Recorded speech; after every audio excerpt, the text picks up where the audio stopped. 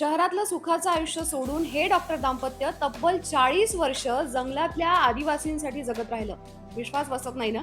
स्थानिक लोकांनी त्यांना प्रेमाने नाव दिलं डॉक्टर भैया भाभी. साताऱ्यातील डॉक्टर रामचंद्र त्र्यंबक गोडबोले आणि डॉक्टर सुनीता गोडबोले यांनी आरामदायी शहरातील आयुष्य पूर्णपणे मागे सोडलं आणि छत्तीसगडच्या बस्तरमधील दुर्गम भागात आरोग्य सेवेसाठी स्वतःला पूर्णपणे वाहून घेतलं. दंतेवाडा आणि अबू जमाडसार सारख्या भागात ना धड रस्ते होते ना रुग्णालय आणि प्रत्येक पावलावर होता फक्त धोका. पण मलेरिया, क्षयरोग, कुष्ठरोग किंवा कावीळ यासारख्या आजारांच्या काळातही हे दोघं पायी जंगलातून दुर्गम गावांमध्ये पोहोचत राहिले.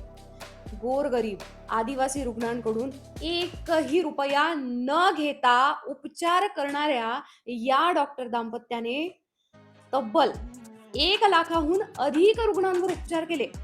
पण त्यांचं काम फक्त आणि फक्त उपचारापुरतं मर्यादित नव्हतं.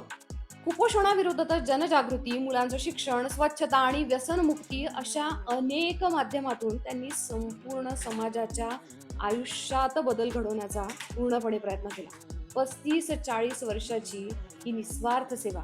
कोणताही कसलाही गाजावाजा नाही, प्रसिद्धीची अपेक्षा नाही. या आयुष्यभराच्या सेवेसाठी डॉक्टर रामचंद्र आणि डॉक्टर सुनीता गोडबोले यांना 2026 मध्ये पद्मश्रीने सन्मानित करण्यात आलं. बघा ना, काही माणसं खरं तर हे डॉक्टर नसतातच ना, काही माणसं ही स्वतःच एक चालतं बोलतं माणुसकीचं रुग्णालय बनतात. आपण किती आपल्या आपल्या आयुष्यात जगतो ना, आपल्या कम्फर्ट झोन मध्ये जगतो आणि लोक काय काय करतात हे आपल्याला माहितीही नसतं. ही अशीच कहाणी आहे डॉक्टर भैया बाबीची. तुम्हाला आवडली असेल तर नक्की शेअर करा.